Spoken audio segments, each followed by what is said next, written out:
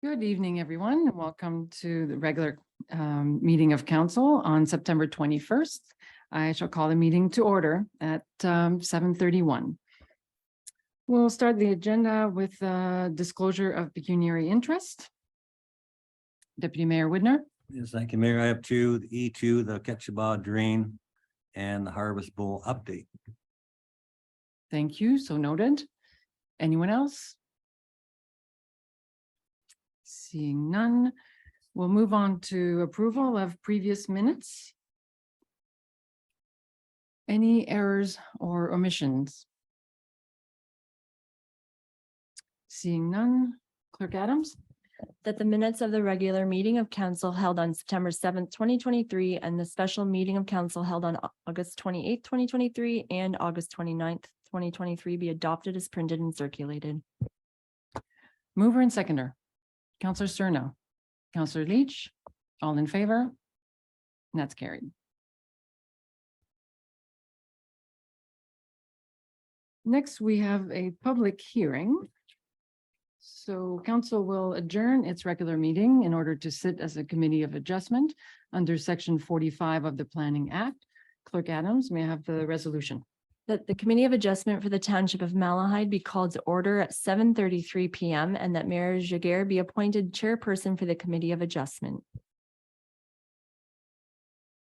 Mover and seconder, Councillor Leach, Councillor Wilson, all in favor? Carried. So the purpose of this hearing is to consider an application for a minor variance as submitted by authorized agent Julie Gagnon relating to property at concession NTRS Part Lot 74, RP 11R8699 Part 1, municipally known as 47442 Talbot Line. Mr. Steele, you're with us online?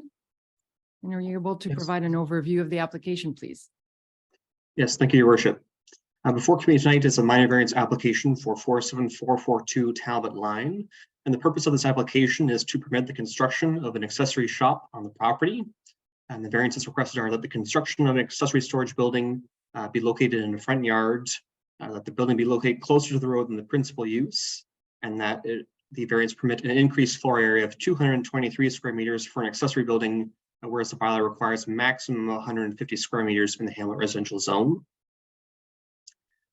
Comments were received from Catfish Creek Conservation Authority. They've commented that the proposed accessory structure would have to be located a minimum of 15 meters away from the top of bank of Catfish Creek. And this setback to be shown on the site plan. And so the applicant has provided a site plan showing that the setback is supposed to be 20 meters, which would meet this comment from the Conservation Authority. And the Conservation Authority has also noted that a permit will be required to permit the proposed development within a regulated area. Additionally, the Ministry of Transportation provided comments during the pre-consultation process that a structure would be required to be located a minimum of 8 meters from the front lot line. So the application proposes the building be located at a minimum of 8.5 meters from the front lot line. Additionally, MTO noted that a building and land use permit will be required prior to construction, and no further comments were received by the MTO at the time of submission of this report.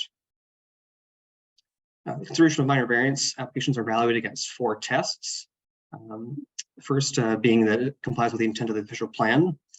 The lands are designated as settlement area in Hamlet and the town under the official plans, which permits residential uses as well as proposed accessory structure. And generally that also the official plans support orderly and logical growth and development and are not specific to individual site-specific provisions. And so the minor variance maintains the general intent and purpose of the official plans. The second thing, it meets the intent and purpose of the zoning bylaw.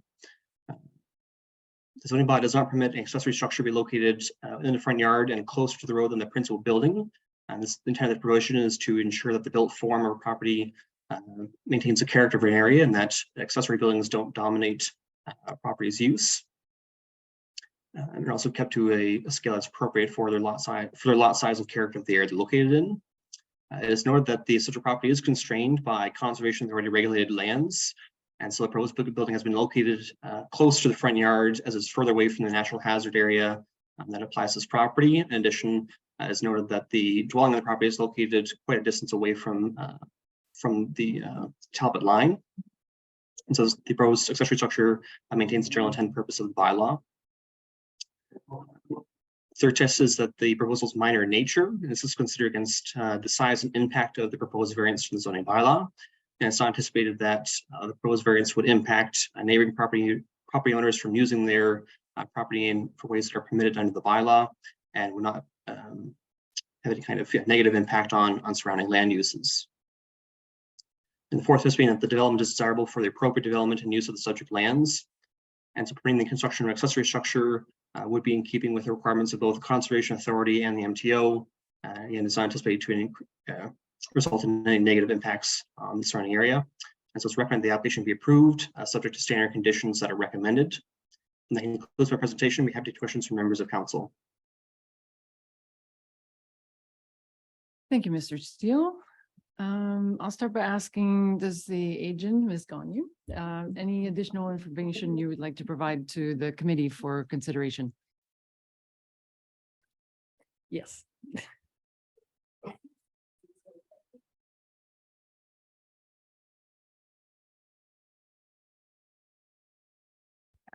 Thank you, Your Worship. Through you to members of council, just a couple of quick additions. The report from Mr. Steele is comprehensive and it sufficiently summarizes our request for a minor variance at 47442 Talbot Line. But a couple of things to keep in mind, it's a 3.5 acre property. And there is quite an extent of open space, close to 2 acres of open space to the east of the residential dwelling, which is where this is proposed. So we are acutely aware of the constraints that we have been working through with Catfish Creek Conservation Authority as well as MTO. And we fully recognize that permits would be required from the township to the satisfaction of the chief building official, as well MTO and CCAC. We also recognize that as part of the approval process, the building permit would have to be issued within 2 years of the date of decision and those formal requirements as well. So we are happy to answer any questions that you may have. These are my parents, Gary and Joyce Gonu, who own the property. So with that, thank you very much. Thank you. And welcome to Malahide, to the Gonus. Good. Clerk Adams, have there been any additional comments received from the circulated agency or landowners not outlined in the summary so far? No, there have not. Thank you for that. Anyone else in attendance wishing to make any comments regarding the application? Seeing none. Any questions or comments from the committee? Councillor Wilson. Through you, Madam Mayor, there's a lot of different properties where this wouldn't make sense, but for this particular property and its layout, it doesn't, I think it fits everything that all the boxes that we're checking off. So it's not something that would be appropriate on other properties, but for this one, it certainly fits and will be a great addition to the property. It's all about the context of the full property, so we appreciate the additional comments. Any other questions or comments? Seeing none. Want to advise everyone that a written notice of the decision will be forwarded to the designated parties and that there is a 20-day appeal period. If you wish to be notified of the decision, you must submit a written request. So if there are no further questions, we can proceed with the consideration of the planner's report, followed by adjournment of the committee. The report number DS 23-24 entitled Application Number D13 MV 08-23 of Julie Gonu in affecting lands described as Concession NTR South Part Lot 74 RP 11R 8699 Part 1 in the Township of Malahide 47442 Talbot Line be received, and that the Township of Malahide Committee of Adjustment approve application number D13 MV 08-23 to permit an accessory structure to be located in a front yard and permit a reduced front yard setback of 8 meters. And that the approval shall be subject to the following conditions. 1, that the owner applicant obtain the necessary building permit within 2 years from the date of decision to the satisfaction of the chief building official. ensuring that the approved variances apply only to the proposed accessory structure as illustrated within the application, and that the structure be constructed as per the details shown in the drawings as provided with the application, site location, and architectural detail to the satisfaction of the chief building official. Mover and seconder, Counselor Cerna, Counselor Glinski, all in favor? And that's carried. That the Committee of Adjustment for the Township of Malahide be adjourned and the council meeting reconvene at 7:41 PM. Mover and seconder. Deputy Mayor Whitner, Counselor Leach, all in favor, and that's carried. Once again, thank you and welcome.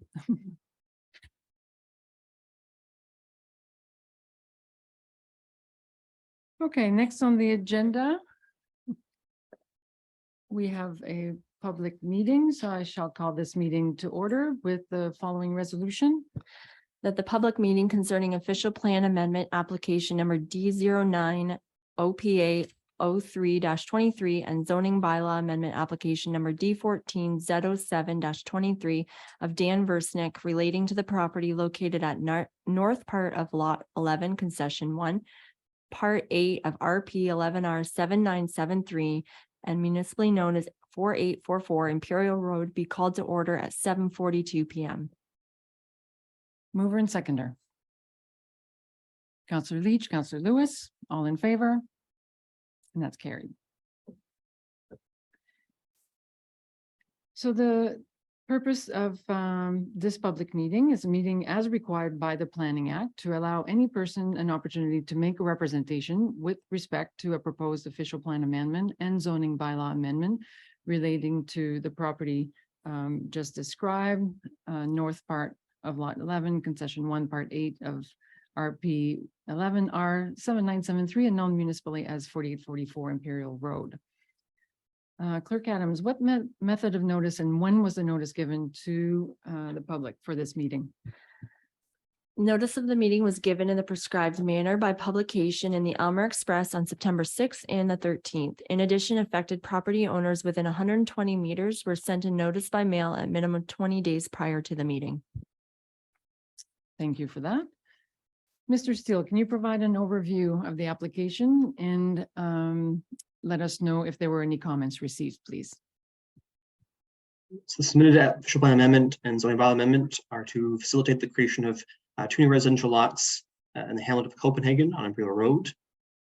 The official plan amendment seeks to make an adjustment to the settlement area boundary to take hamlet designated lands from the rear of Lot B, which is one of the proposed severed lots, and add it to the rear of Lot A.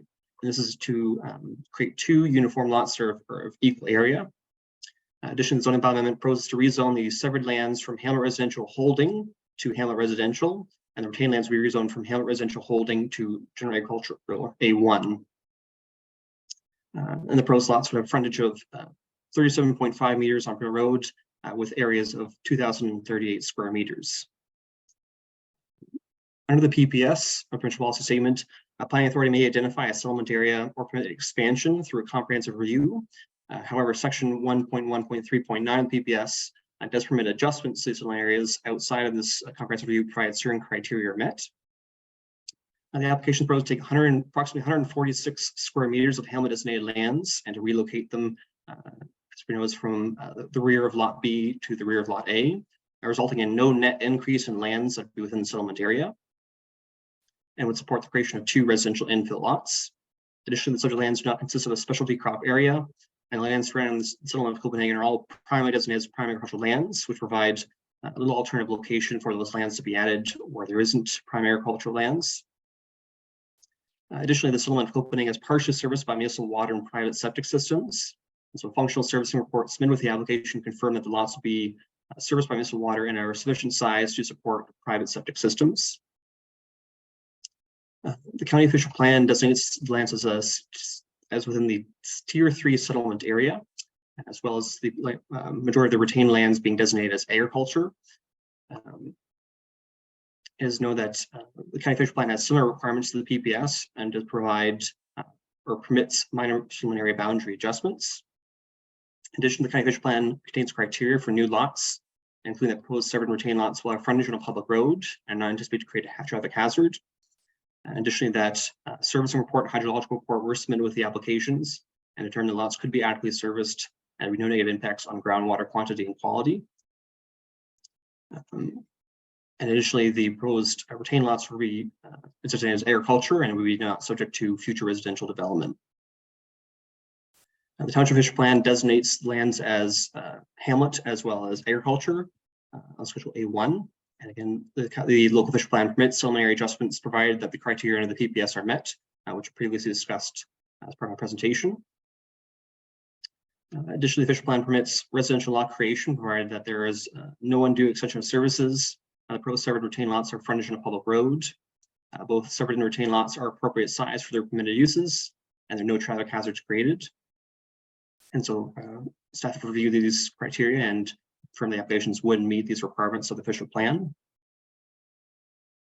Some lands are zoned as hamlet residential holding. This was due to the entirety of the parcel being located previously within the Copenhagen settlement area. And this holding symbol would have been applied to require development of the larger parcel to be take place through a plan of subdivision. However, this holding through the 2021 official plan review, the majority of such lands were removed from the settlement area. And so the proposed holding or the applied holding provision would no longer be required, as really the majority of lands are now designated as agriculture, and only a small portion within the settlement area would be available for residential development. And so it's appropriate that development takes place by way of severance rather than a plan of subdivision. And so as noted, the zoning bylaw amendment proposes to rezone the lands from hamlet residential to hamlet residential, or hamlet residential holding to hamlet residential, as well as apply a general agricultural site-specific zone to the proposed retained parcel. Both Catfish Creek Conservation Authority as well as Hydro One have provided comments and raising no concerns to the application. Additionally, Public Works have noted that the subject lands are party to the Port Rural Area Secondary Water Supply, which is located within the area, and that there is available capacity to service the proposed development should the proponent wish to connect to municipal water. As well as drainage, superintendent has noted that a portion of the property is not assessed with municipal drain and will be required to connect to municipal drain within the area. Public comments have been received from one resident for the application. However, the resident did note a concern for a potential decrease in water pressure in the area. And so Public Works have confirmed that the water pressure in the area is considered relatively low, as recommended that any new home directly connecting to the water system install a pressure system within their dwelling in order to boost water pressure if they wish to do so. However, this is not required and is done at sort of the homeowner's expense. As a staff review the applications and are recommending that the official plan amendment be adopted, and that zoning bylaw amendment be approved, and passing the bylaw be deferred until after the official plan amendment is approved by the county, and that the consent applications be supported and forwarded to the Land Division Committee for its review and consideration. And that concludes the presentation. We have questions from members of council. Thank you, Mr. Steele. Clerk Adams, have you received any additional written submissions on the proposal?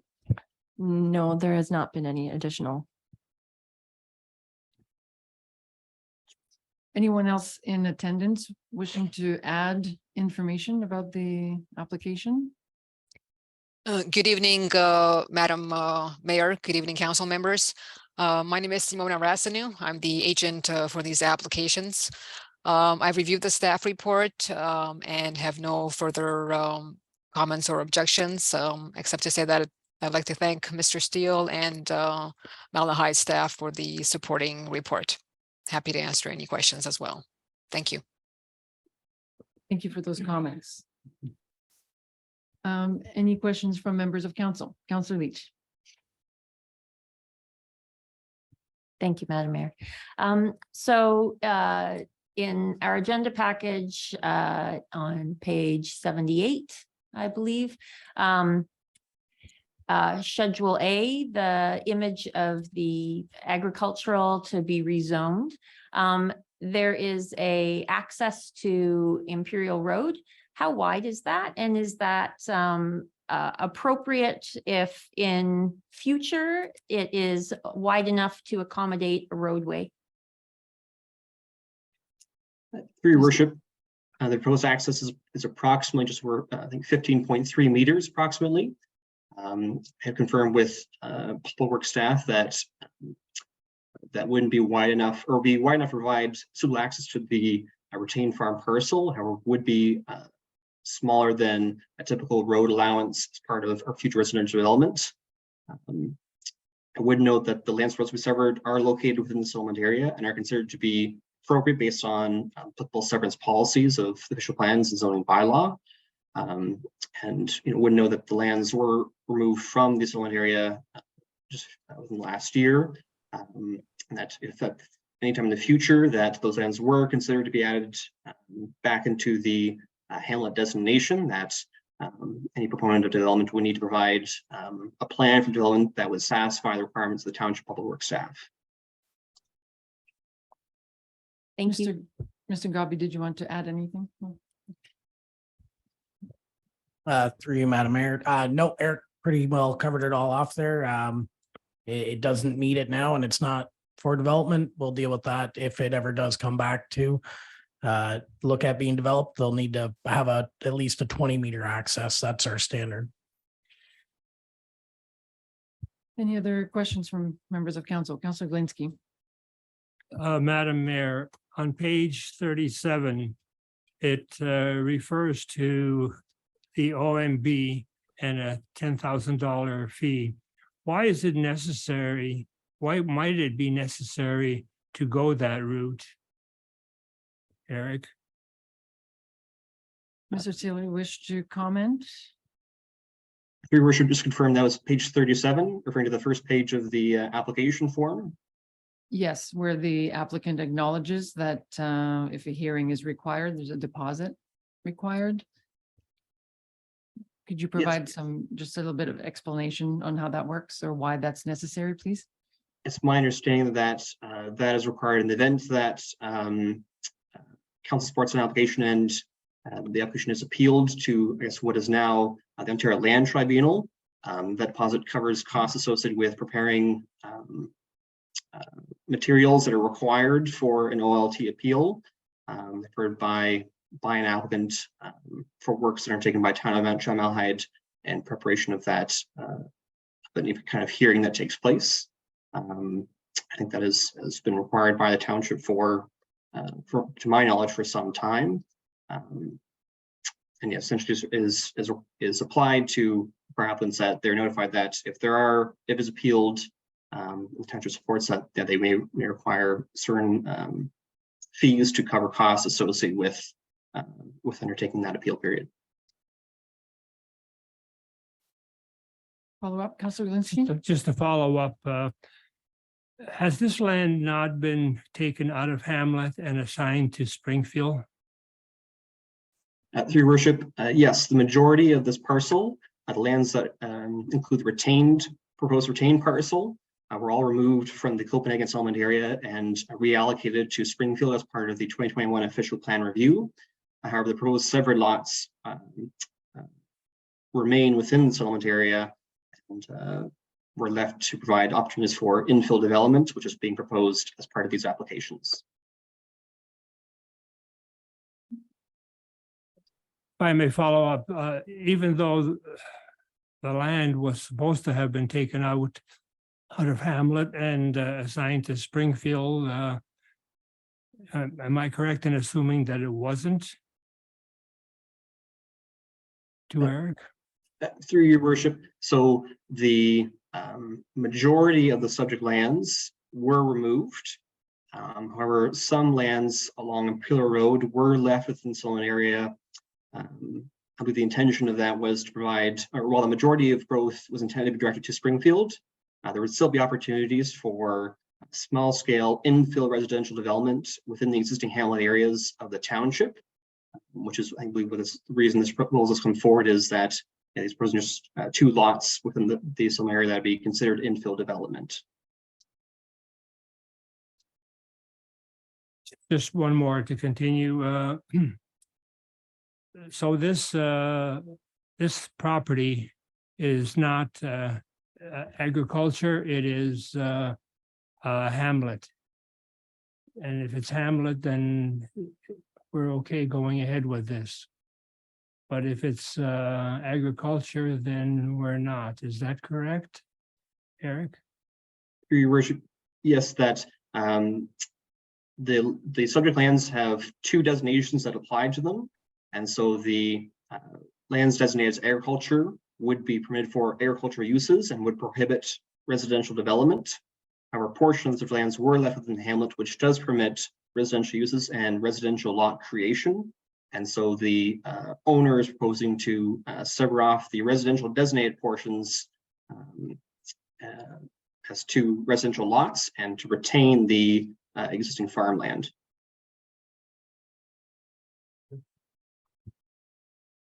Thank you for those questions. Any other questions? Deputy Mayor Whitner. Yes, thank you, Mayor. Maybe for you to Jason. I keep hearing the water pressure is bad there. That's a main line, is it not? And it comes from Port Bruce, it goes to the booster pump right near the corner, and then it feeds the main tower and everything north. Through you, Madam Mayor, to Deputy Mayor. That is correct. It is off the transmission main. It's just the nature of the area and the way that that system is set up. There is a booster station, but the location of that booster station in proximity to here does not adequately add a whole bunch of back pressure to this area. So it was commented that, you know, the water pressure is lower than what some may expect. That being said, I believe it was around the mid 30 PSI. We're only required to maintain and provide 20 PSI in order to keep within all of compliance of all our regulations. So the comment about a booster station within your own private house, like, is kind of just been provided as a heads up to anyone who may purchase or decide to build there, that when they go to build, don't expect 60 PSI coming out of your water service. And we would support them in getting a private booster installed in their house. Okay, thank you. Aqua can't remedy this. I mean, this has gone on a long, long time. Through the chair. It is something that would require some reconfiguration of the system as a whole around that area. Like, you'd be have to looking at perhaps changing the booster station location or the manner in which it is pumping out into the local area, as well as, you know, you'd be looking at pressure relief valves that would need to be located and tuned properly. That is something that is on our radar whenever future capital works will come up in that area.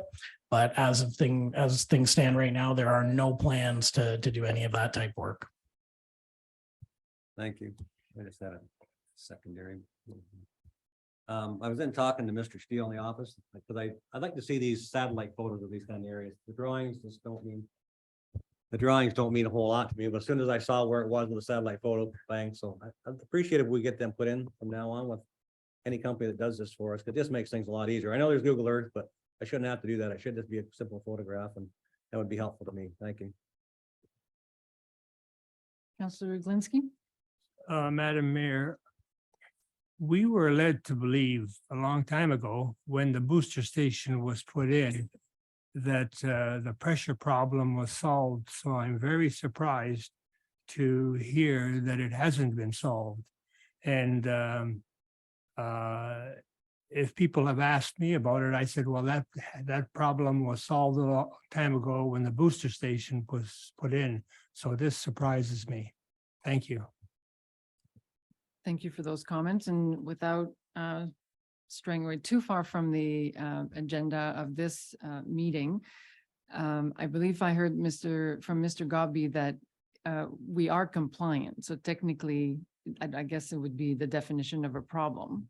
Do you know what I mean? Like, if it's fixed, if we are compliant, it may not meet expectations, but I think there might be a difference between expectations and what the minimum compliance is. And Mr.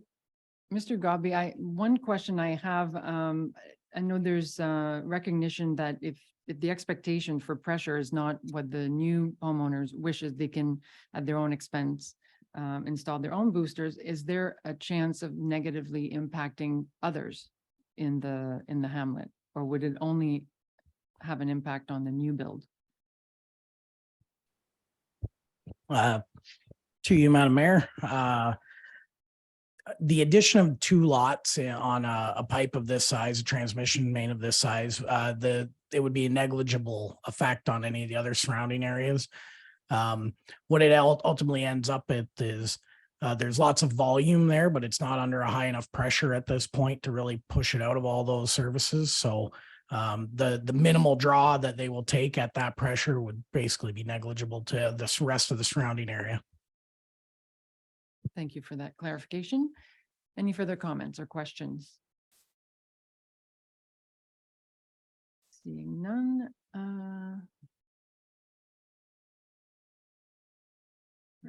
So if there are no further questions, then please be advised that any person wishing to further information regarding the passing of the proposed bylaw amendment should contact the clerk. And if there's no further discussion, we can proceed with the adjournment and consideration of the planner's report with the following resolution. Please. That the public meeting concerning official plan amendment application number D09 OPA 03-23 and zoning bylaw amendment application number D14 Z07-23 of Dan Versnick relating to the property located at north part of lot 11, concession 1, part 8 of RP 11R 7973 and municipally known as 4844 Imperial Road reconvene at 8:02 PM. Mover and seconder. Deputy Mayor Widner, Counselor Wilson, all in favor? And that's carried. That report number DS 23-25 entitled Official Plan Amendment, Zoning Bylaw Amendment, and Consent Application of Dan Versnick be received, and that the official plan amendment application number D09 OPA 03-23 of Dan Versnick relating to the property located at north part of 11, concession 1, part 8 of RP 11R 7973 and known as 4844 Imperial Road be adopted for the reasons set out in this report, and that zoning bylaw amendment application number D14 Z07-23 of Dan Versnick relating to property at north part 11, concession 1, part 8 of RP 11R 793 and known as 4844 Imperial Road be approved for the reasons set out in this report, and that council withholds the passing of this bylaw until such time that a notice of decision from the County of Elgin approving the associated official plan amendment has been received to the satisfaction of the Township of Malahide, and that the application for consents to sever D10 E62-23 and D10 E63-23 of Dan Versnick relating to the property located at north part 11, concession 1, part 8 of RP 11R 7973 and known as 4844 Imperial Road be supported for the reasons set out in this report, and that this report and recommended conditions be forwarded to the Land Division Committee for its review and consideration. Mover and seconder. Please. Deputy Mayor Widner, Counselor Wilson, all in favor? And that's carried. Next on the agenda, we have another public meeting, and I shall call this meeting to order with the following resolution. That the public meeting concerning zoning bylaw amendment application number D14 Z08-23 of Ben Fair relating to the property located at part of lot 10 concession South Gore, part 1 on registered plan 11R 3690 and part 1 on registered plan 11R 5962 and known municipally as 8483 Imperial Road be called to order at 8:05 PM. Mover and seconder, Counselor Lewis, Counselor Leach, all in favor? Carried. So this is a public meeting as required by the Planning Act to allow any person an opportunity to make a representation with respect to a proposed zoning bylaw amendment relating to the property just described as part of Lot 10 Concession South Gore, Part 1 on registered plan 11R 3690 and Part 1 on registered plan 11R 5962 of Malahide, known municipally as 8483 Imperial Road. So Clerk Adams, what method of notice and when was the notice given to the public for this meeting? Notice of the meeting was given in the prescribed manner by the publication in the Elmer Express on September 6th and September 13th. In addition, affected property owners within 120 meters were sent a notice by mail at minimum 20 days prior to the meeting. Thank you. Mr. Steele, can you provide an overview of the application and whether there's been any comments received? Yes, this zoning bylaw amendment application has been submitted to facilitate the creation of 2 new residential lots within the hamlet of South Gore. Subject lands were the site of a former greenhouse. However, this use has since been discontinued. The property now just contains an existing single detached dwelling as well as an accessory structure. Based on the information provided with the application, the owners are proposing to sever 2 new residential lots having an area of approximately 1,700 square meters in size and a lot frontage of approximately 24.8 meters. And will both currently be vacant. And proposed retained parcels approximately 1,738 square meters with a frontage of approximately 25.9 meters on Imperial Road. And the retained parcel would contain the existing dwelling and accessory structure. The zoning bylaw amendment seeks to rezone the lands from Hamlet Commercial Site Specific to Hamlet Residential Site Specific HR5 for the proposed severed parcels, which would permit the reduced lot area and reduced lot frontage. Amendment also proposes to rezone the proposed retained parcel from Hamlet Commercial Site Specific to Hamlet Residential Site Specific HR6 to permit a reduced lot area of 1,700 square meters, as well as a reduced lot frontage of 24 meters, and recognize an existing interior side yard setback of 1.2 meters. The PPS directs growth and development to existing settlement areas and promotes the efficient use of lands. It also supports development on individual private services where full municipal services are not available.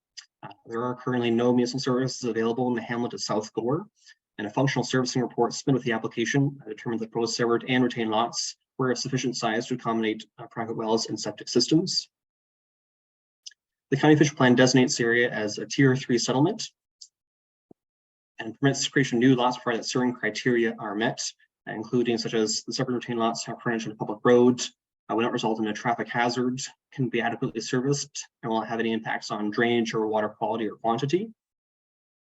And review the application, the proposed services and sort of environment would meet these tests. The county official plan requires that sites with potential for contamination have an environmental site assessment be completed.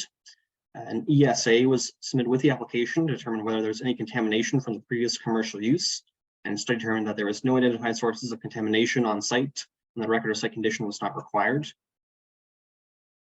The township official plan designates the lands as hamlet, which permits residential lot creation provided certain criteria met, similar to the county official plan, and staff have reviewed and confirmed that proposed development would meet these criteria.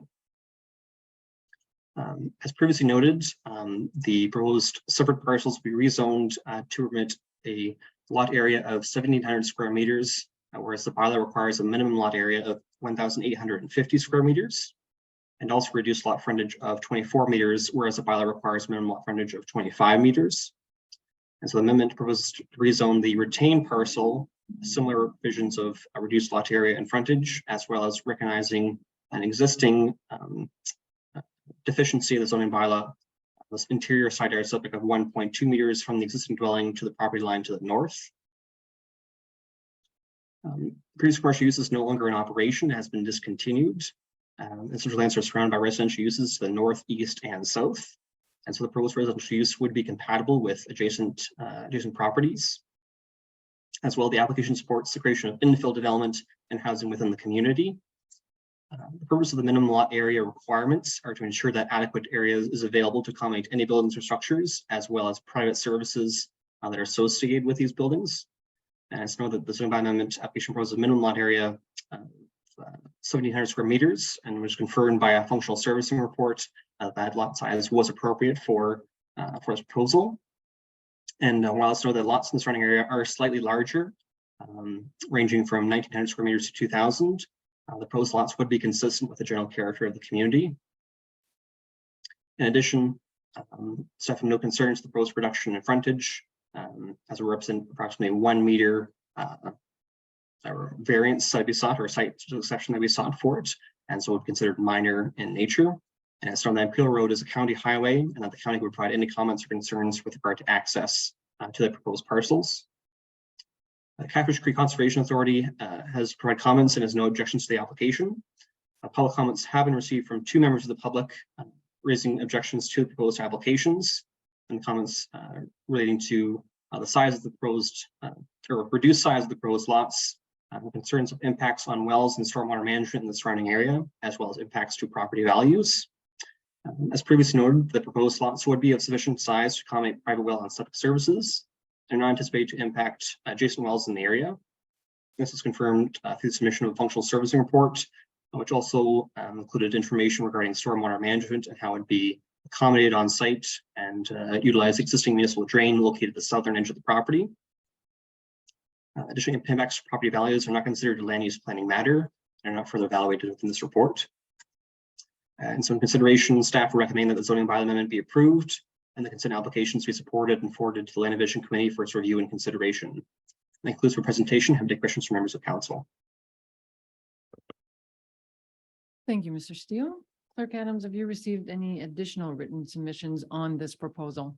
No additional comments were received. Is there anyone else in attendance in person or on Zoom wishing to add information to the application? Good evening again, your worship and council members. I'm Simona Rasanu. I'm also the agent for this application.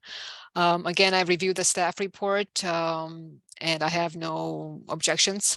Again, I would like to thank Mr. Steele and Malahide staff for supporting these applications. Thank you. Thank you. Any questions from members of council? Councillor Glinski? Madam Mayor, there are two letters, one from the Joneses and one from Kirby, I believe, objecting to the decreased size of the frontage. And are we just going to let that slide? Or are we going to stick to the 25 meters as required by our bylaws?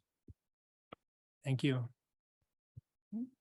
And that is, I believe that is the decision for council to determine this evening.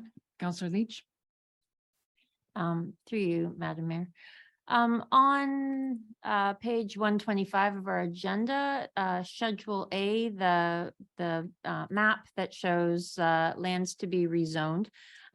What is the frontage of the parcel directly to the south of the lands to be rezoned HR5? Do we have a value for that? Your worship, just confirm the lands, I look at the lands to the south of the proposed severed lots. Yes.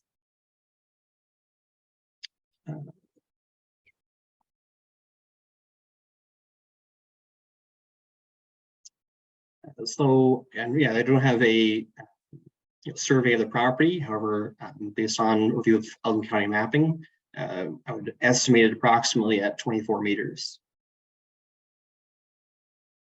Follow up. So that's these particular lots seem to be in character, as you've mentioned, with the lots that are surrounding it. Is that correct? After your worship, there is a varying size of frontages within the area. However, as opinion of staff, that the proposed reduction would be consistent with the general character and relative frontages within the area. Thank you. Thank you for those. So yeah, I think that was an important comment in terms of maintaining the general character of the community and then keeping in mind that we are under, if not a directive, a very, very strong recommendation from the province to intensify and densify everywhere we can, keeping, avoiding negative impact. But I think, for example, the impact on wells has been verified. Any concerns in that regard? So if there is an opportunity to contribute to that directive from the province, I think we should consider that. Councillor Cerna. Thank you, Mayor. First of all, these two lots that Councillor Leach referred to, one looks a whole lot bigger than the other one. And we had this situation in Springfield where if it didn't fit, we weren't going to approve it. And I think the same thing here. And one house is not going to make the whole housing crisis in Ontario disappear. So I don't think we should jump on the bandwagon and say we're doing our part because we're going to make an exception because we need to try to alleviate the problem for one house. So if the neighbors are objecting because it's not going to fit, I think that we have to consider that as well. Thank you. May I clarify, Counselor Cerna, when you say fit, you mean in terms of minimum size of the lot for a residence? And I don't know if Mr. Steele, you can comment on that. So the lots being created would be, would allow for a sufficient amount of space for a proper house or single unit? To your worship, is the proposed lot size, as noted, there was a functional servicing report submitted with the applications that confirmed that the private well and septic systems could be accommodated on site in addition to a dwelling. And as part of the site plan, the applicant has provided a conceptual representation of a potential location dwelling in those septic systems as part of that submission. Any further questions or comments? Counselor Wilson. Through you, Madam Mayor. This was already commented on earlier on. But when it comes to these drawings, in this case, there's no use getting Google Maps because all the lots across the road is still a blank field. There's no houses on Google Maps. So I understand why that wouldn't be all that helpful or useful. But having more detail as to where the like there's a bit of a blurb on the north side. There's nothing on the south side. Having some context of where things are surrounding where these applications are being made for would just make it easier to see what's happening. It's, it's not that you can't sort of conceptualize it, but it's a lot easier if it's there. And if it's when it's not there, it's sort of like, what are you hiding? So it's, it would just make it and the map that or the map there that Sarah pointed out, the lots and stuff for all the other ones across the road and the ones to the south, they're there. So if it was sort of all put in the same spot, it would make it easier to, well, just see what the ramifications are to the neighboring properties. And is your recommendation, Counselor Wilson, that we apply your comments to future applications so that it, that kind of information be provided, so it makes it easier to review the application? Or are you wishing to request that additional information before we proceed? No, I just think it Yeah. like I see what they're trying to do. Yeah. But it would make it easier to see what the effects on the neighbors were if we knew where the neighbors were. So. Fair enough. And yeah, providing the full context of what is being proposed for future applications. Counselor Glinsky. Madam Mayor, just going by the comments of the Joneses, I didn't measure their lots, so I can't really speak to it, but it sounds like they complied with the necessary width of the frontage, whereas these lots do not. So are we going to start a new situation where we're going to 24 now, 23 later, 22 somewhere down the line? Just a thought. Thank you. Thank you for the thought. Deputy Mayor Widner. Yes, thank you, Mayor. Through to Mr. Steele. Any percentage wise, how much smaller are these lots than what we typically allow? Through your worship, it'd be approximately 91%, or the proposed lots would be 91% of the minimum lot area requirement. Thank you. So Thank you. Any further questions or comments? Seeing, so if there are no further questions, then please be advised that any person wishing further information regarding the passing of the proposed bylaw amendment should contact the clerk. And if there is no further discussion, we can proceed with the adjournment and consideration of the planner's report with the following resolutions. Clerk Adams. That the public meeting concerning zoning bylaw amendment application number D14 Z08-23 of Ben Fair relating to property located at part of Lot 10 Concession South Gore Part 1 on registered plan 11R 3690, and Part 1 on Registered Plan 11R 5962 Malahide, and known municipally as 8043 Imperial Road, reconvene at 8:21 PM. Mover and seconder. Counselor Lewis, Counselor Leach, all in favor? Carried. And the next resolution? The zoning bylaw amendment application number D 14Z08-23 of Ben Fair relating to the property located at part of lot 10 concession South Gore, part 1 on registered plan 11R 3690 and part 1 on registered plan 11R 5962 Malahide and known as 8043 Imperial Road be approved for the reasons set out in this report, and that council withholds the passing of the bylaw until such time that a notice of decision from the County of Elgin approving the associated consent application has been received to the satisfaction of the Township of Malahide, and that the applications for consent to sever D10 E64-23 and D10 E65-23 of Ben Fair relating to the property located at part of lot 10 concession South Gore, part 1 on registered plan 11R 3690 and part 1 on registered plan 11R 5962 Malahide, and known as municipally known as 8043 Imperial Road be supported for the reasons set out in this report, and that this report and the recommended conditions be forwarded to the Land Division Committee for its review and consideration. Mover and seconder. Moved by Counselor Lewis, seconded by Deputy Mayor Widner. Those in favor? Opposed? And that's carried.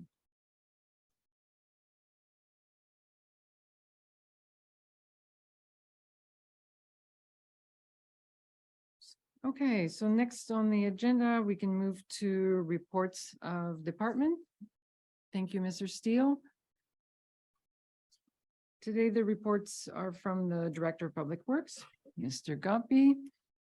The first report is regarding the request for improvements of the Ketchiba Drain. Over to you. Thank you, Madam Mayor. Through you to council, report number PW 2353 is a request for improvement to the Ketchiba Drain. If you look at page 134 of your agenda, you will see an overview map that shows the area quite nicely. Essentially, the existing Ketchiba drain was constructed in around 1970. It's a series of closed tiles. Over the last few years, there's been a number of washouts in the kind of the bottom end of the drain near the outlet. This has generally been attributed to high flows, a lot of surface water that hasn't been able to get down into the pipe network, and likely that the drain is undersized by today's standard.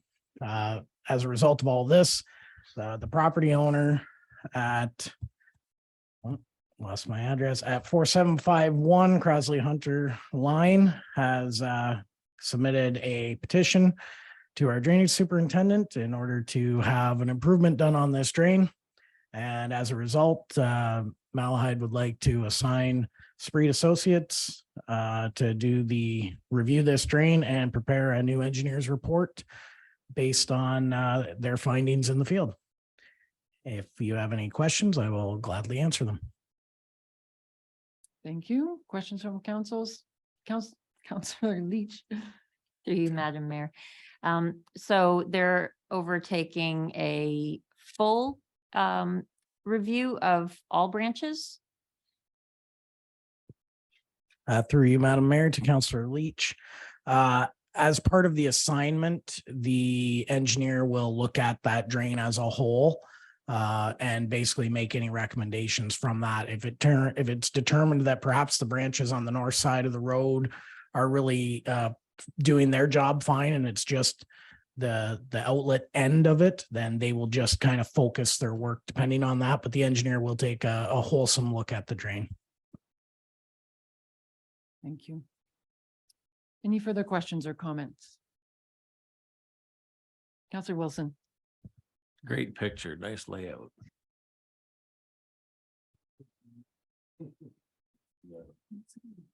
Good to show appreciation along.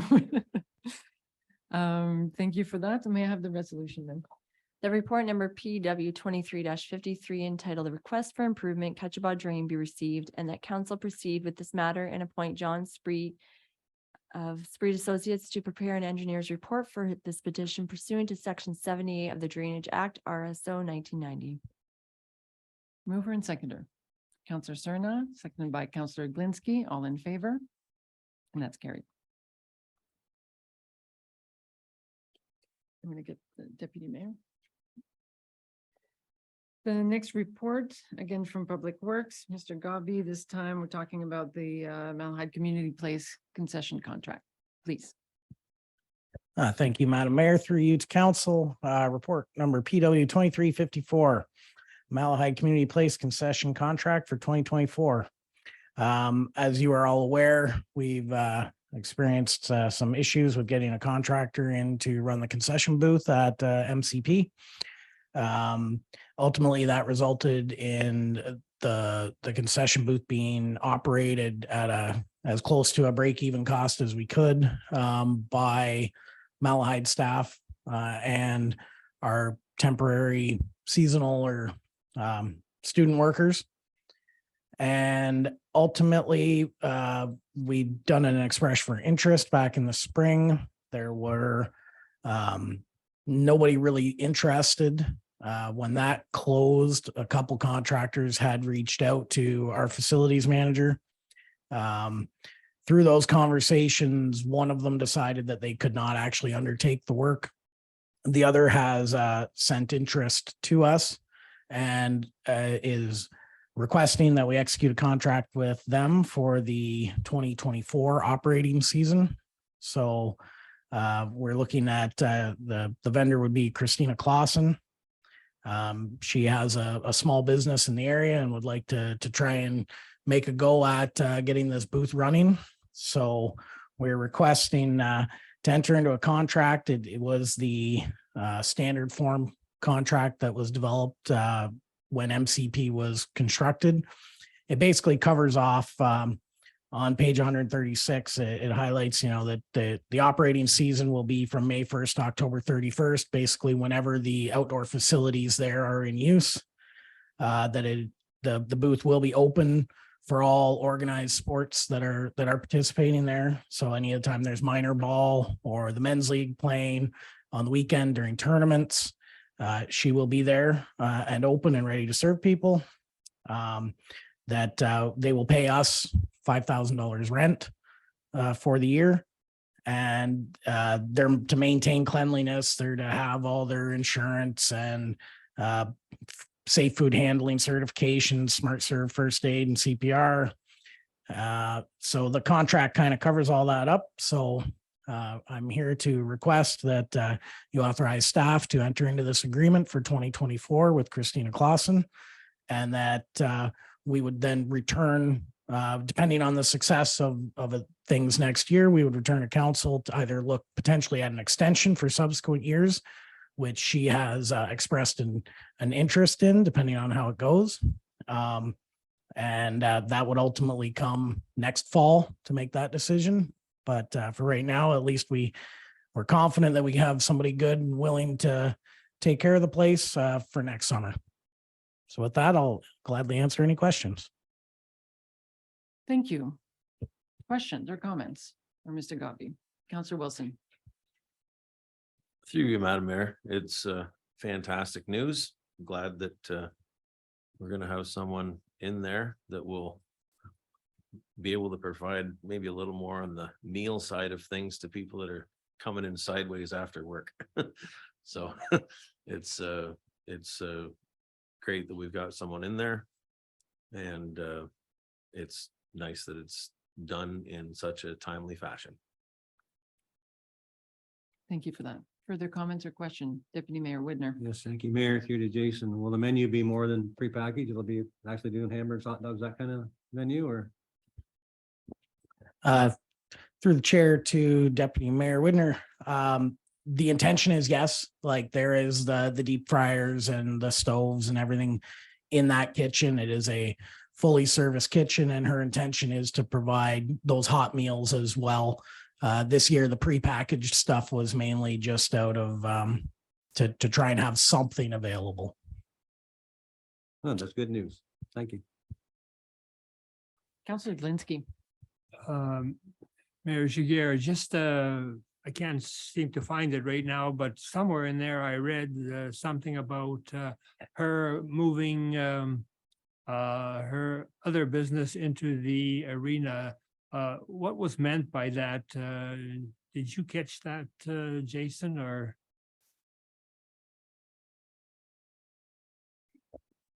Through you, Madam Mayor, to Councillor Glinski. It wasn't that she wanted to move her existing business.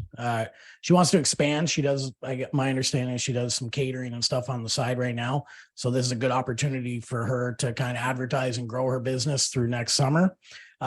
Perhaps what you were looking at is that she would like to be able to move some of her equipment in this fall and have it stored there over the winter. And we as staff have no concerns with that.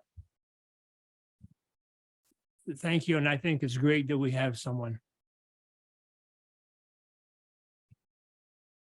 Good news.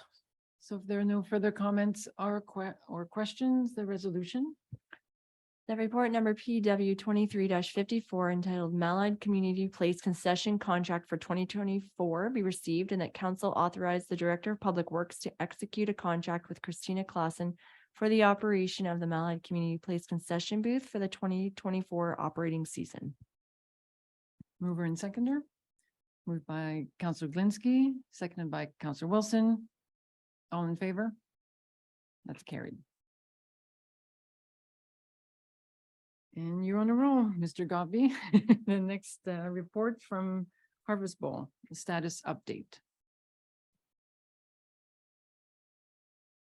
Thank you, Madam Mayor, through you to council. Report PW 2355 is an update on the Harvest Bowl. As you're all aware, the Harvest Bowl is currently operating out of the South Dorchester Community Hall. To say that this has been a complicated scenario to deal with is probably pretty fair. If you look back to there's been presentations and other staff reports in the past. What we have found is in 2021, through the council resolutions, they're covered there on page 137 and 138. It essentially was left that council is supportive of their efforts and all the great work that they do. They recognize that as staff, we have some concerns with the manner in which the operation works there.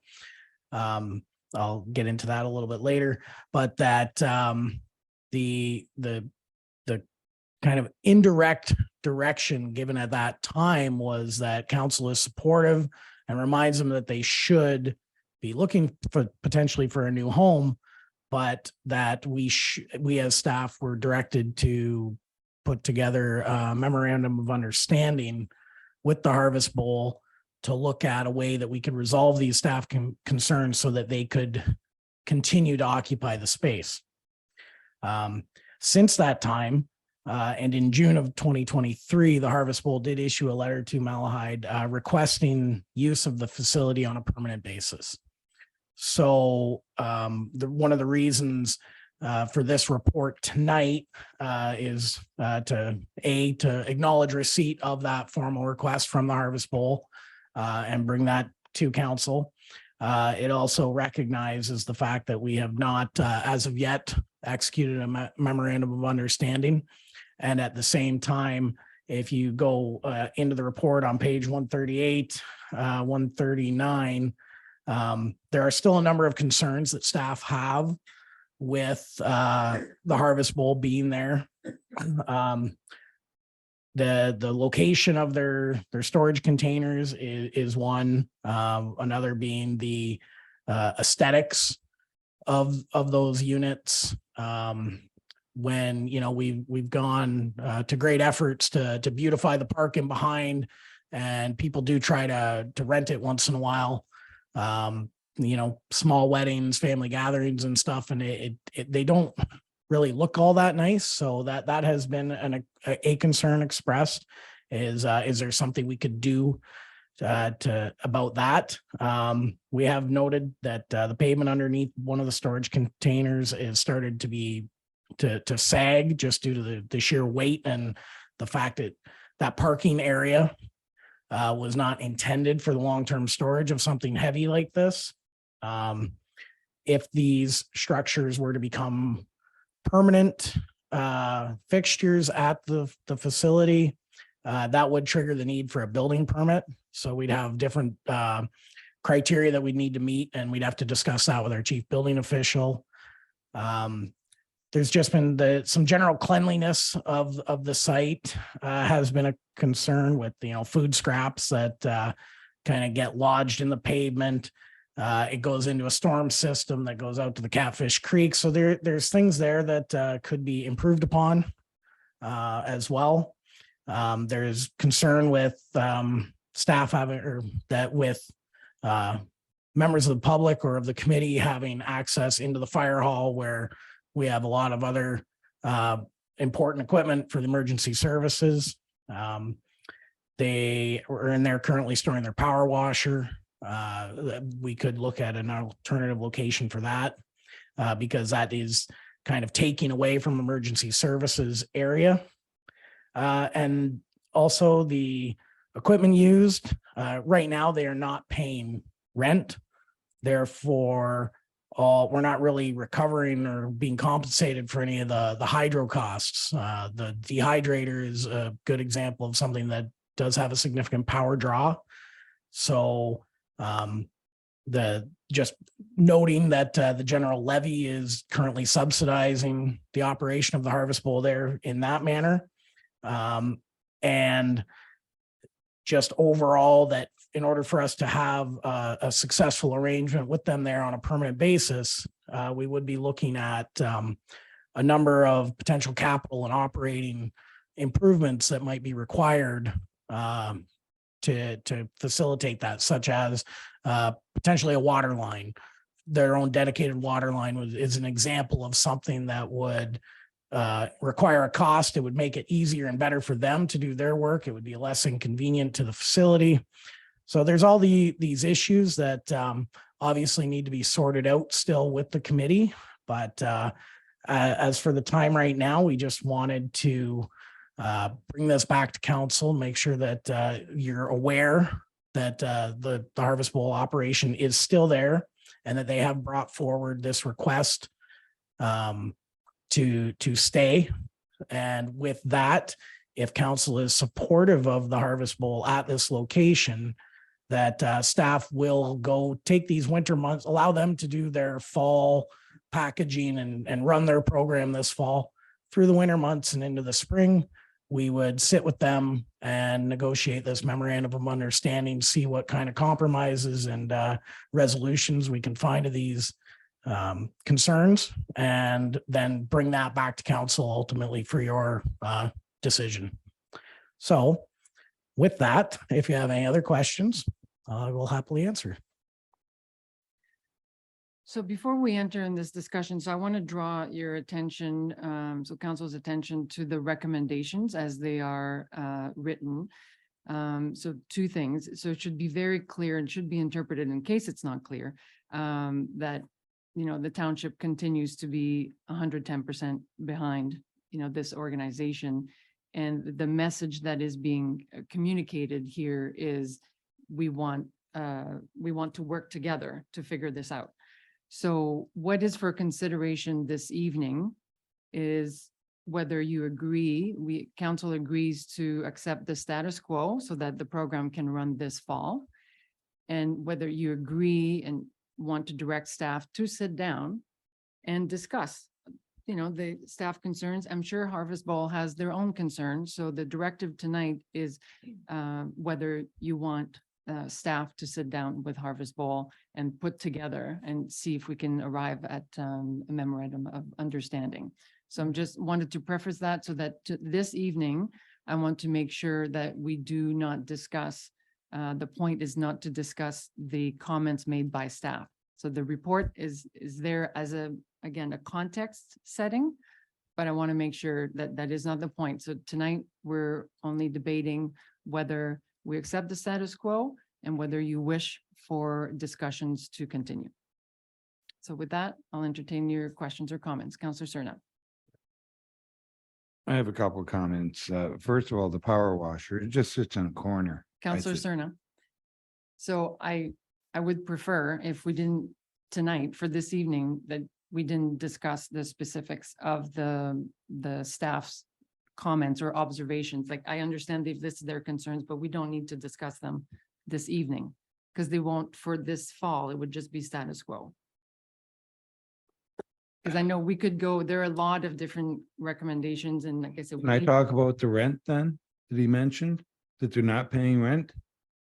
Like they're preparing 5,000 Right. things. so They're the- trying so- to feed no. the hungry, So- and we're talking about them not paying rent. And that's why, so this, And I don't agree with that. so so for now, we would keep the status quo for this fall. So that's all we need to decide All tonight. right, well, then Yeah. we're gonna keep status quo because I think it's, we don't get our money out of the arena. We keep status quo there and then we bitch about somebody trying to feed the hungry and we're worried about paying hydro. That's crazy. So I want to be clear that I think, staff I think are sharing concerns in the spirit that we've all expressed support for this organization. And I think it's because we want this organization to be successful that, and you know, that nothing bad happens. I think staff are doing their due diligence and wanting to make sure everything is sorted out. We had agreed, as per the resolution you can see in the report, to do that. For a number of reasons, it didn't happen. So now we're just reaffirming our support for this organization, reaffirming our desire to sort out the details and the operational details so we can work together safely and protecting and managing risks, as is the duty of council. So any questions or comments about maintaining the status quo and the desire to sit down to figure out an MOU? Councillor Leach. Through you, Madam Mayor. I know that Harvest Bowl's organizer is fully on board with sitting down and having a full and frank discussion to move the process forward. And I'm fully supportive of staff proceeding in that fashion. Yes, absolutely. No doubt. It's been a great collaboration and no doubt it will continue. So I think it was really just a matter of timing in terms of changes in staff and just a number of reasons. So it is literally status quo, right? Any further comments or questions then? Thank you. I appreciate staff's due diligence and council's interest and support for the organization as well. So the resolution, sorry. The report number PW 23-55 entitled Harvest Bowl Status Update be received, and that council continue to support Harvest Bowl's operations at the South Dorchester Community Hall for 2023, and that staff work with Harvest Bowl to address the concerns noted below through the establishment of a memorandum of understanding, and that the memorandum of understanding be presented to council before April 2024. Mover and seconder. Moved by Councillor Blinsky, seconded by Councillor Leach. All in favor? Any opposed? That's carried.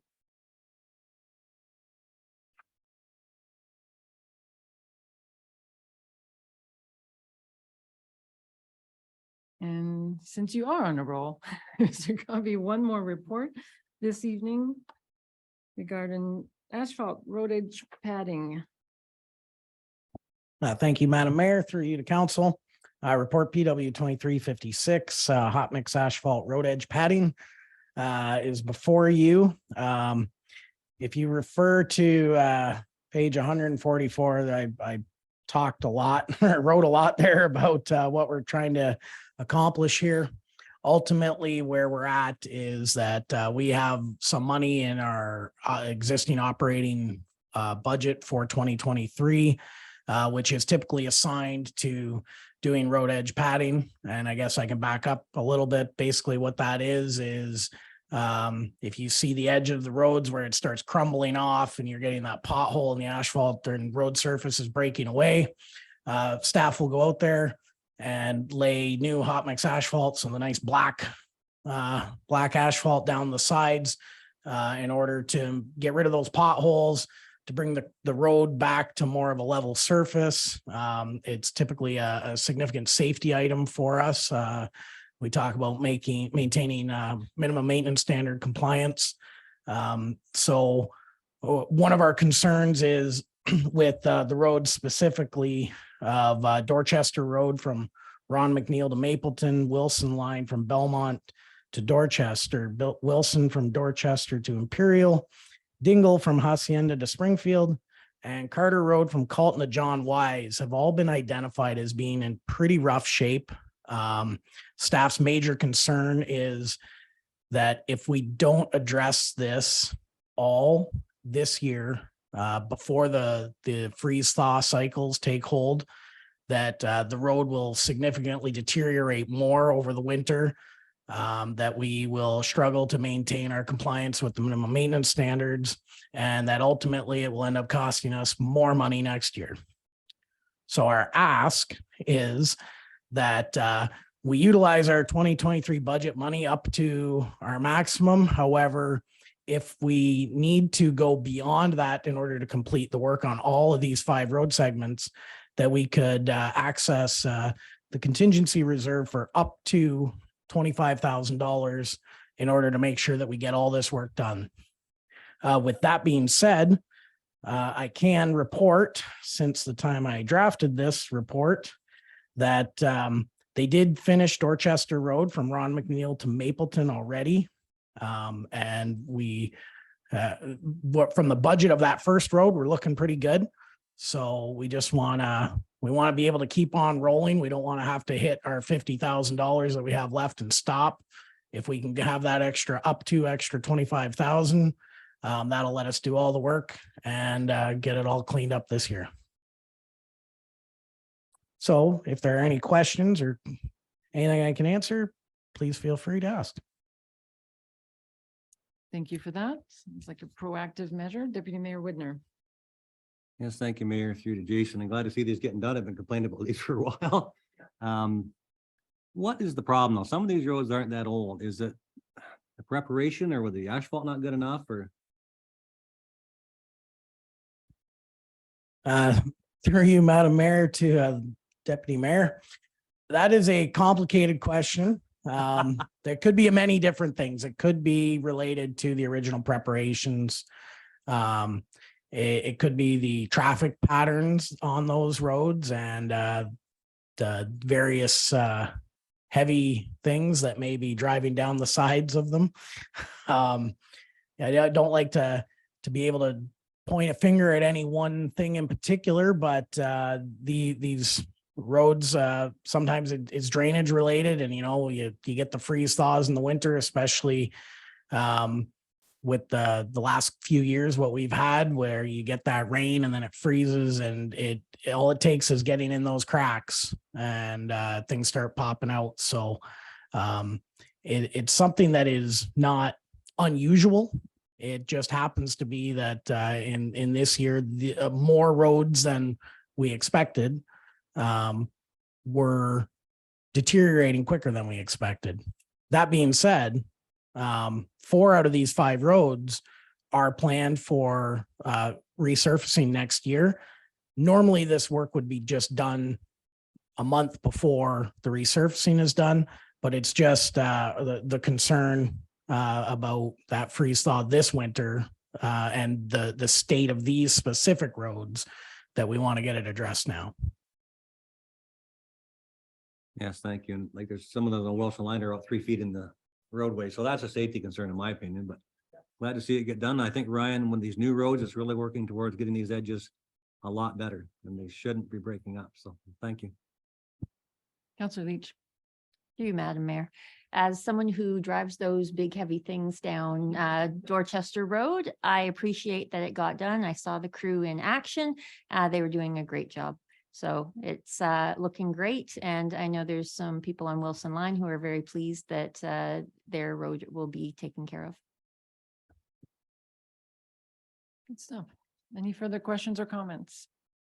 Seeing none, Clerk Adams, the resolution, please. That report number PW 23-56 entitled Hot Mix Asphalt Road Edge Padding be received and that staff be authorized to draw on the contingency reserve for the additional funding required to complete the hot mix asphalt edge padding work described in this report up to a maximum of $25,000. Mover and seconder. Moved by Counselor Glinski, seconded by Counselor Wilson. All in favor? Carried.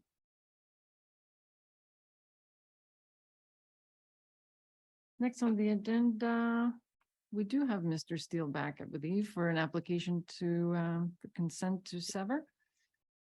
Welcome back. Thank you.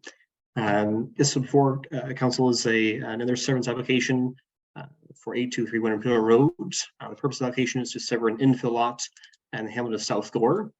The subject lands contain an existing single detached dwelling located towards the northern portion of the parcel, close to Imperial Road, as well as an existing accessory garage. Based on the information provided in the application, the owners are proposing to sever the existing dwelling on a new residential lot with an area of approximately 2,500 square meters and approximately 33.3 meters of frontage on Imperial Road. And the existing accessory garage is supposed to be relocated within the boundaries of the proposed separate parcel. The retained parcel is proposed to have an area of approximately 11,931 square meters and approximately 41 meters of frontage on Imperial Road. And a new dwelling and accessory building are proposed to be constructed onto the retained parcel.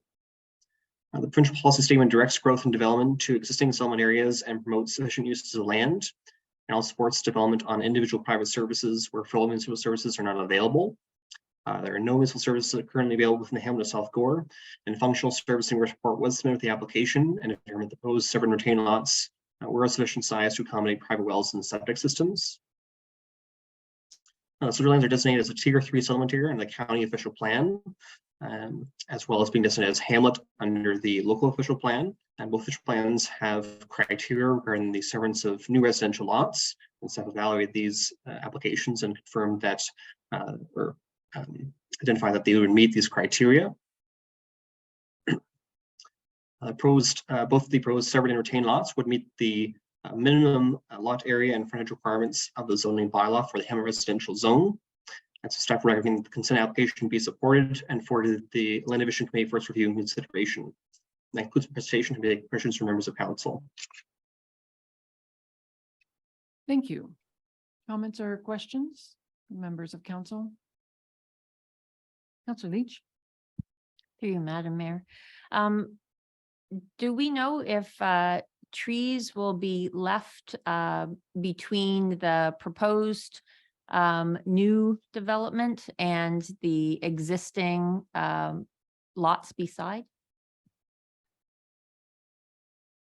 To your worship, I believe the portions of the property would be cleared for location of a new future dwelling.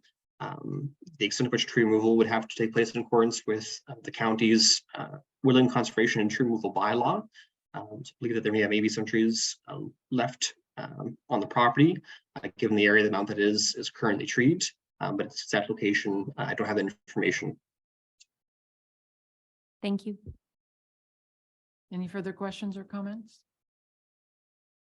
Seeing none, let's proceed with the resolution, please. That report number DS 23-27 entitled Application for Consent to Sever of Will Friesen, Authorized Agent SBM Consulting be received, and that the application for consent to sever D10 E61-23 of Will Friesen relating to the property located at part of Lot 10, Concession 5, Part 2 Unregistered Plan 11R 10017 Malahide and known municipally as 8231 Imperial Road be supported for the reasons set out in this report, and that this report be forwarded to the Land Division Committee for its review and consideration.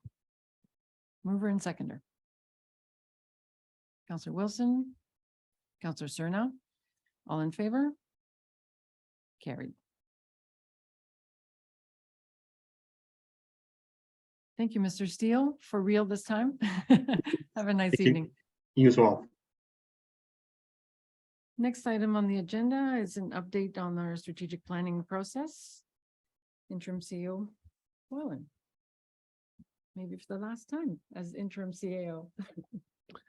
Thank you. The purpose of this report is to provide an update on the strategic planning process as well as seek direction from council on what we do in terms of next steps.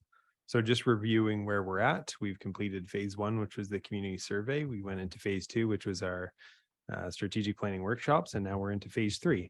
And based on our discussions at the end of phase 2 in our workshops, we're going to seek additional input specifically from other municipal leaders in the area as well as community groups. So that's the direction we're seeking from council tonight, is to support that next step, and we're open to feedback. And I'm not sure if Mayor Jacquer has anything to add to that. Nothing to add. Very good overview. Maybe I will add the addendum that was circulated with the list of community organizations we'd like to reach out to by email with a few questions. And so we wanted to make sure, run this through council and make sure we didn't forget anyone. And so if there's any suggestions for additional organizations, those are welcome either this evening or later on this week. Councillor Wilson. Through you, Madam Mayor. I just saw a lot of East Elgin, but not the East Elgin Sportsman's Club. It's definitely a different demographic than the list of those organizations on there, and would probably get a varying degree of opinions from that organization. Good point. Yes, Councillor Leach. Were we considering reaching out to some of the churches in our township? I think that would be a good suggestions. I think if any council members have specific contacts, then if we can help staff on gathering those, that'd be helpful. I think great idea. Important community leaders, members. And overall, next steps, sounds like there's any questions or clarification. Deputy Mayor Widner. As far as the Amish community, are we reaching out to them at all? I mean, they do have lots of people out there with opinions, and I've spoken to some of them. I don't know if they would speak out here, but definitely be nice to see what they have to say anyway. And there's nothing listed. There isn't a group currently listed in that addendum. No. Not that I've seen, no. So again, if you have a specific contact, we can share with the clerk later on. And perhaps with some of these groups, perhaps a meeting might be more appropriate. That's fine. Great. So we'll follow up on that. Great. So the process is well underway. So if there are no further comments or questions, the resolution, Clerk Adams. The report number CAO 23-13 strategic plan September update be received, and that council direct the mayor and CAO to proceed with the strategic planning process as presented herein. Mover and seconder. Counselor Leach. Counselor Wilson. All in favor? And that's carried. Next, we have reports. We have a report from an outside board, this time from Long Point Region Conservation Authority. Any comments or questions? If not, the resolution to receive. That the following report of committee and outside boards be noted and filed. Long Point Region Conservation Authority minutes of July 5th, 2023. Mover and seconder. Moved by Counselor Cerna, seconded by Counselor Wilson. All in favor? Carried. Next is correspondence. Any comments? Deputy Mayor Widner. Yes, thank you, Mayor. I guess number 2 is kind of moot point at this time of the night. It just got killed. I'm just curious about number 4. Has anybody done any more research than I've been able to or to explain exactly what that means? No, that's fine. We can bring it back then if we have to. It just, Okay, we'll keep an eye on it. thank you.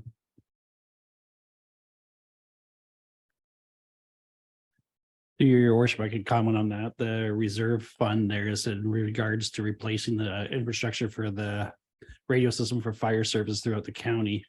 in approximately 5 years. That was a KVA report we brought to you back last year.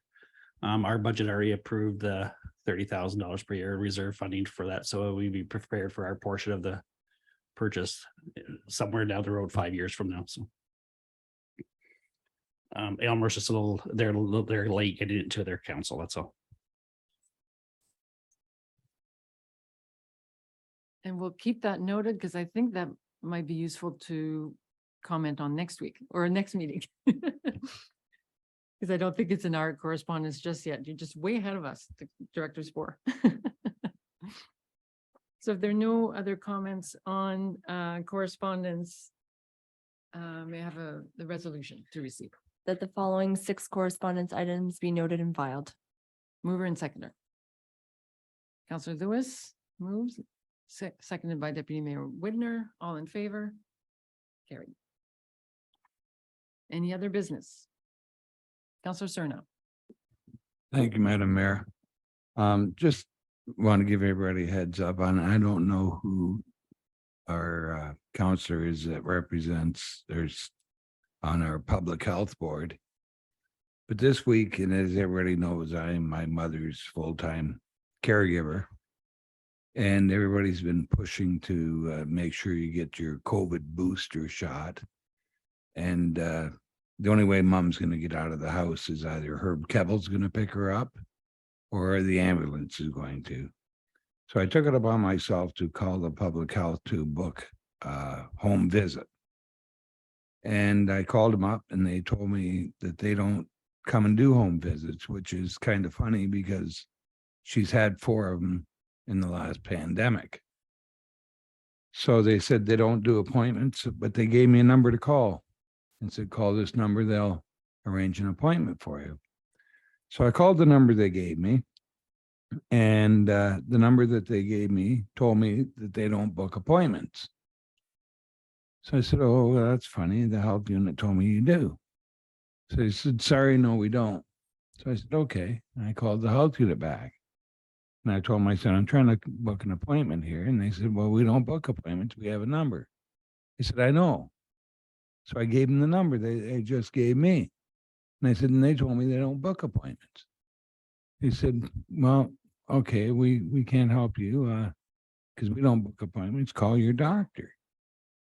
So I said, okay. So I called the doctor, called mom's doctor.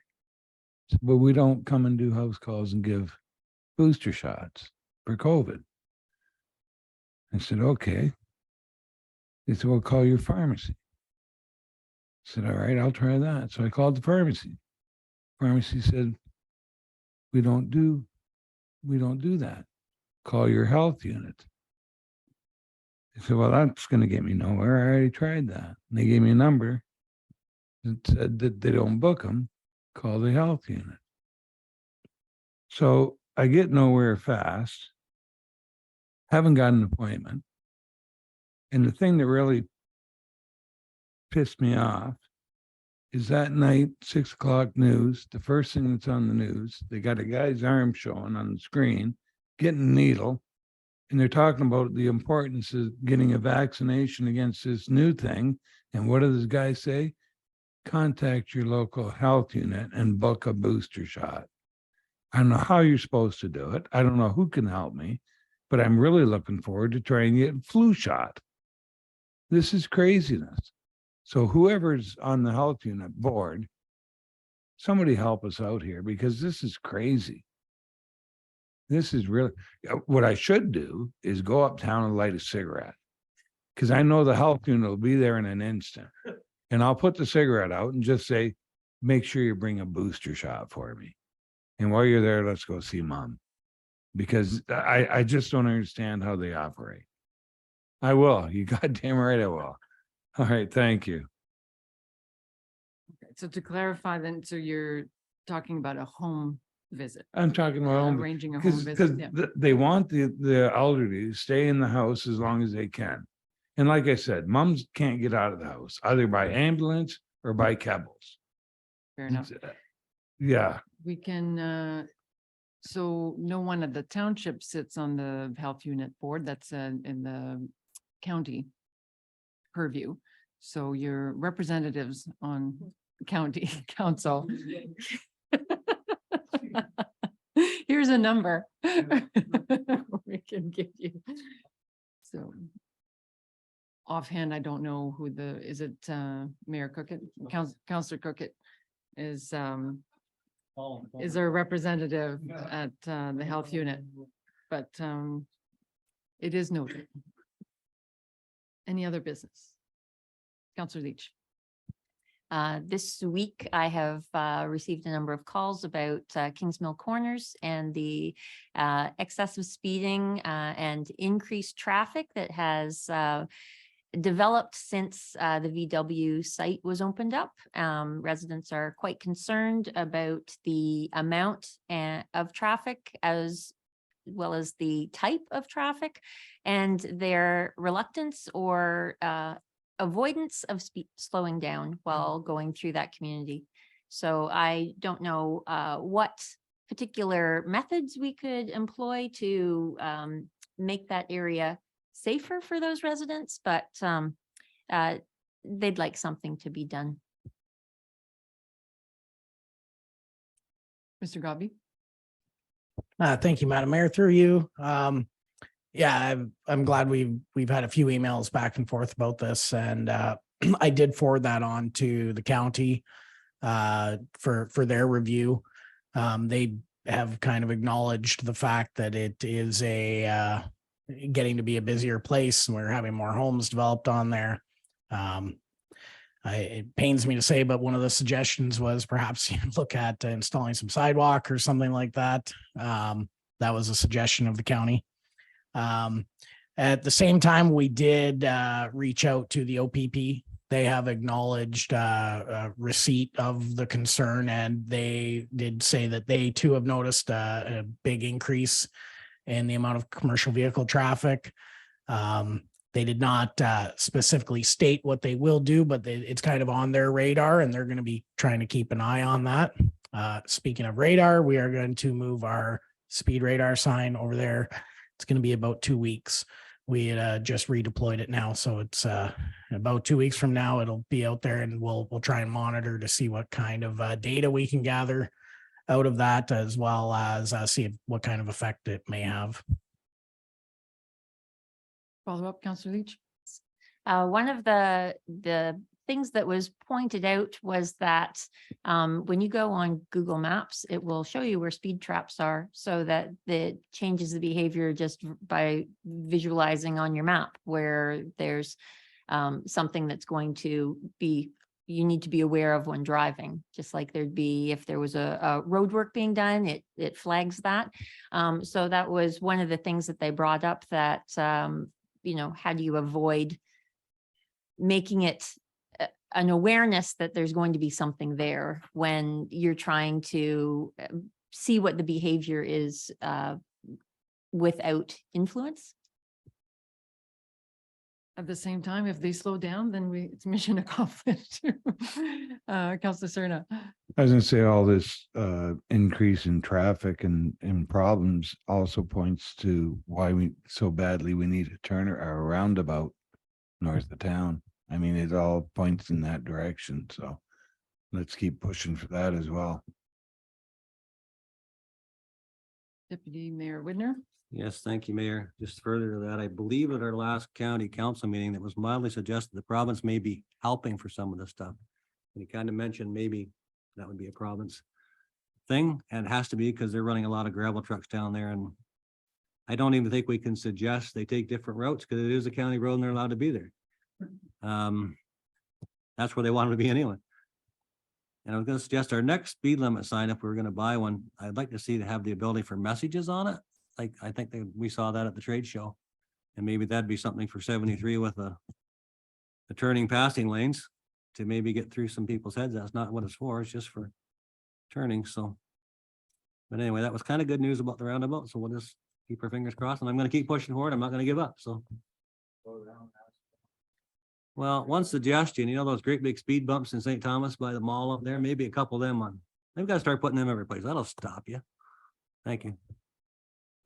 Also slows down emergency services. Councillor Lewis. Through your mayor to Ms. Leach. The one thing we've had a problem with in Mount Salem with the same issue is they did such a wonderful job on the road that we have a grand strip raceway now. And what has worked is these people that are seeing these vehicles, these commercial vehicles. Well, we've called on a few commercial vehicles now after they were repeat offenders. They're actually GPSed, we found out, most of them were, that we called about, and those drivers got spoken to, and we didn't have the problem at all from that particular one. So I would highly suggest anybody that's home watching these commercial trucks, give the company a call. I've done it personally for constituents, and it works very well. They seem to have a good grip on their drivers when their complaint comes in. So it works well. And that's an excellent point. There was a meeting from the Police Services Board yesterday. So I brought the general concern, as you know, even from the results of our community survey, it's a general concern in several areas. So it keeps coming up at council. So a couple of their points is that, yes, the more details our constituents can notice. So OPP is quite willing to do focused patrol. But if we can say it tends to be around between 3 and 5 p.m. That would help them a lot, because if we just send them a location, they would say, can you tell us exactly, like more specifically, where in the hamlet or what time of day? And their recommendation was to also take note of the company, either to call the company themselves, but also to let the OPP know. So the more details can be collected and reported, which was the other comment, was to say, sometimes rather than calling your counselor, report it at the OPP and the non-emergency line, because for them, it helps. The more people report what they see and what their concerns are, the more trends they can capture, the more resources they can justify putting in certain locations. So it's in everyone's best interest to collect the information and share it with the OPP, and to be as detailed as possible. And I wouldn't be surprised through our strategic planning process if this emerges as a priority that perhaps we want to tackle township wide and try to avoid sort of, a little intervention here or there, and kind of come up with an overall road safety approach for Malahide, because that seems to be our community's priority. Councilor Leach. Following up on that, is there somewhere that the township could put the non-emergency police service number so that it's somewhere people can find it? I think that's a great suggestion, Clerk Adams. If it's not already on the website, if it can be readily, it is. And what would be the header, like quickly? Yeah, so the header is resident services, community services providers, and under there it has information, a box for education, the library, policing, and utilities. So under the policing, it has different phone numbers for non-emergency and the OPP detachment there in St. Thomas. So probably you. right from the front page, if you just type in policing. Yeah, sometimes it can feel a bit buried, but yeah, we can also it's hard to put all the information on the front page. Good suggestions, good discussion. Thank you, Deputy Mayor Widner. Yes, thank you, Mayor. Just a little bit of history here. It wasn't that long ago. There's a couple citizens in Avon. They got a radar gun, and they sat out by the road and they recorded everybody that was speeding, and they made it public. They sent us the list, and it was really quite surprising, because even a couple of our trucks got named. I don't know if they're right or not, but we got about 200 names who were all speeding. So I don't know if we have a radar gun we can lend out to anybody, but I don't know what the answer is. This is everywhere. You can go on any road, you can be going 85, 90 kilometers. I know people say you're an old man. You know what? I don't care. If you're going the speed limit, you shouldn't get passed. And they pass you in the stupidest spots. They got passed on the hill on a grade today. Really? Like, I don't get it. I don't know what the answer is though. Our roads are too good. But I live on a gravel road now, and it's high speed now too. I don't know. I don't get it, but anyway. Great face. Yeah. Yeah, we know it's a concern, it's a priority, so the conversation will be continued, but the more we can do our part as detailed as possible, that will help. Any other business? Seeing none, we can proceed to bylaws, and we do the bylaws as one. So before we read the bylaws, I want to just highlight that one of the bylaws is about appointing our new CEO, who will start with us on Monday, and we're all very, very much looking forward to that. let's go ahead with the resolution. That the following bylaws be considered read at first and second and third reading and properly signed and sealed. Bylaw number 23-64, CAO/deputy clerk appointment, and bylaw number 23-66, Versnick official plan amendment. Mover and seconder. Moved by Counselor Cerna, seconded by Counselor Lewis. All in favor? Carried. And an official media release will be sent tomorrow about the announcement of the CEO. So it is, now that is official through our bylaw, it will be circulated officially as well. So we can look forward. Yes, but can be officially circulated. We do not have a closed session, so we can proceed with confirmatory bylaw.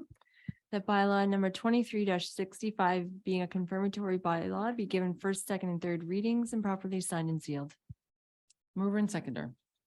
Moved by Counselor Lewis, seconded by Counselor Wilson. All in favor? And that's carried. Adjournment.